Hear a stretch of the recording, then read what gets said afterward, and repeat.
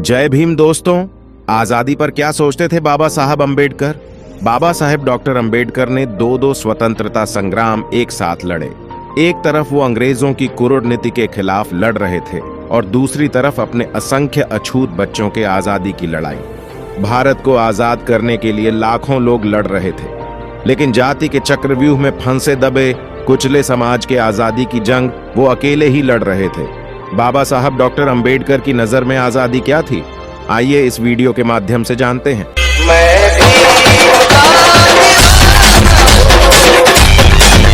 सिर्फ राजनीतिक रूप से स्वतंत्र भारत होना काफी नहीं है। जरूर इस बात की भी है कि कैसे भारतीय राष्ट्र का निर्माण किया जाए, जहां हर नागरिक के पास धार्मिक और राजनीतिक अधिकार हो, ताकि हर व्यक्ति को विकास का समान अवसर मिले। निसंदेह स्वतंत्रता खुशी की बात है।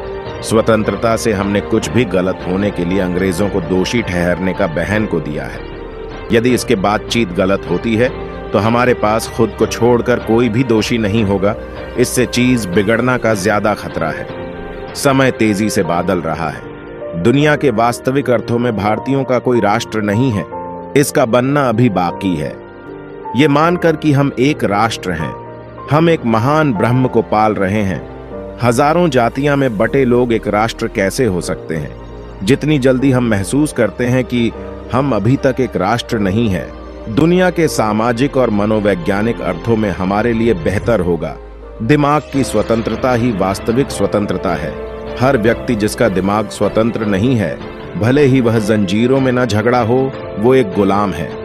एक व्यक्ति जिसका दिमाग आजाद नहीं, भले ही वो जय में ना हो, वो एक कैदी है जिसका दिमाग मुक्त नहीं है। भले ही वह जीवित है, लेकिन मृत से बेहतर नहीं है। दिमाग की स्वतंत्रता ही किसी के अस्तित्व का प्रमाण है। मैं उसे मुक्त कहता हूं जो अपने विवेक के साथ अपने अधिकारों, जिम्मेदारियां और कर्तव्यों के बारे में जानता है। वो जो परिस्थितियों का दास नहीं है और हमेशा अपने पक्ष में उन्हें बदलने के लिए तैयार और प्रयासरत राहत है। मैं उसे स्वतंत्रता हूं। वो जो अंधविश्वासों और परंपराओं, रीति रिवाज, बेमतलब के अनुष्ठान और समारोह का गुलाम नहीं है, जिसमें तर्क करने की लौ बुझी नहीं है। मैं उसे आजाद आदमी कहता हूं। 25 नवंबर जनवरी 1949 को संविधान सभा में बाबा साहेब डॉक्टर अंबेडकर ने कहा था, 26 जनवरी 1950 को भारत एक स्वतंत्र देश होगा। उसकी स्वतंत्रता का क्या होगा? क्या वह अपनी स्वतंत्रता बनाए रखेगा या फिर उससे को देगा? यह पहले विचार है जो मेरे दिमाग में आता है। ऐसा नहीं है कि भारत कभी एक स्वतंत्र देश नहीं था। मुद्दा यह है कि उसने एक बार वो स्वतंत्रता खो दी जो उसके पास थी। क्या वो इसे दूसरी बार भी खो देगा? यह ऐसा विचार है जो मुझे भविष्य के लिए सबसे अधिक चिंतित करता है। मुझे इस बात बहुत ख्याल है कि न केवल भारत ने एक बार अपनी स्वतंत्रता को दी है, बल्कि उसने अपने कुछ लोगों की बेवफाई और विश्वासघात नहीं से को दिया। क्या इतिहास खुद को दोहराएगा? ये वो सोच है जो मुझे चिंता से भर देती है। ये चिंता इस तथ्य के साथ से गहरा जाती है कि जातियां और पंथियों के रूप में हमारे पुराने दुश्मनों के अलावा हमारे पास कई राजनीतिक दलों के साथ विविध और विरोधी राजनीतिक पंथ हैं। क्या भारतीय देश को अपने पंथ से ऊपर रखेंगे या विदेश के ऊपर पंथ को जगह देंगे?